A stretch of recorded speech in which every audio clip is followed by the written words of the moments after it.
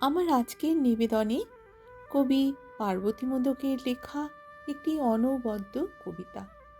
তিনি সমাজের বিভিন্ন ধরনের প্রতিবন্ধকতাকে তার সুচারু লেখনীর মাধ্যমে তুলে ধরেছেন আমাদের সকলের সামনে।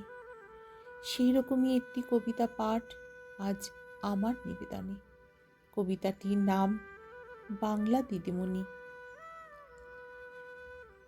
বছর ৩০ আগের কথা স্পষ্ট মনে পড়ে। দুরু দুরু বুকে বসে ক্লাস 5-এর ঘরে। কত বড় স্কুল বিল্ডিং, সামনে মস্ত মাঠ। কিশলয় নেই, গণিত নেই, নেই গো সহজ পাঠ। স্কুল নতুন, বন্ধু নতুন, মনে নতুন ভয়। না জানি হাই স্কুলে আর কি নতুন হয়। দিদিমণি কি বড্ড রাগী, রোজ পড়া নেয়, শাস্তি দিতে কান ধরে কি দাঁড় করিয়ে দেয়। এইসব যখন হিজিবিজি চিন্তা করছি সব, টিচার আসছে, টিচার আসছে, উঠল কলরব। সুপ্রভাত মেয়েরা আমার, দাঁড়িয়ে কেন, বসো। আজকে বরং পড়ার ছুটি, গল্প করিয়ে এসো।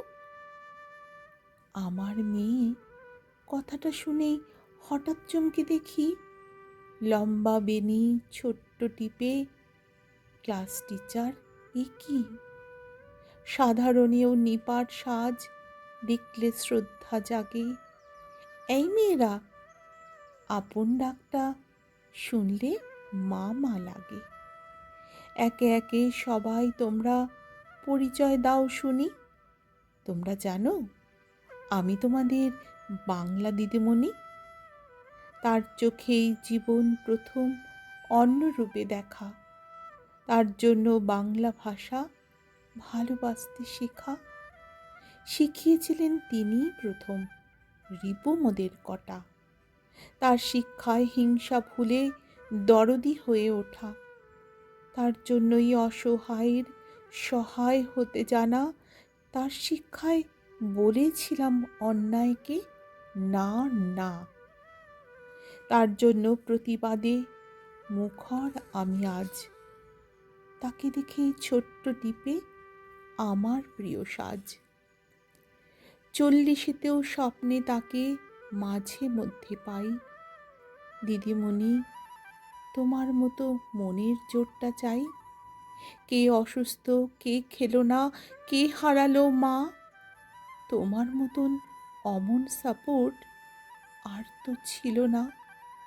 শুনলে যখন ক্লাস 7-এর রীনা দিদির বিয়ে, এ অন্যায় বলে তুমি আটকে ছিলে গিয়ে। রীনা দিদির মামারা নাকি আর নেয়নি ওকে।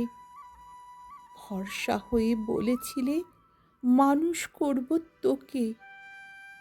মানুষ হয়েছে রীনা দিদি, মস্ত চাকরি তার। 3টে অনাথ আশ্রম নিয়ে তোমাদের সংসার। স্নেহ, মায়া, ভালোবাসায় তোমায় দেখতে পাই। মান হুঁশেতে তোমার মতোই মানুষ হতে চাই। সবার মনেই এমন কোনো মানুষ আছেন জানি, গুরু অথবা স্যার অথবা অন্য দিদিমণি। যত বড়ই হই এনাদের ভুলতে পারবো না। আমরা জানি কারা আমাদের দ্বিতীয় বাবা মা। আমার আজকের নিবেদনটি যদি তোমাদের ভালো লাগে বন্ধুরা, তাহলে একটি অমূল্য ভালোবাসা আমার নিবেদনের পাশে রেখে যেও। তোমাদের অসংখ্য অসংখ্য ধন্যবাদ, অনেক ভালোবাসা।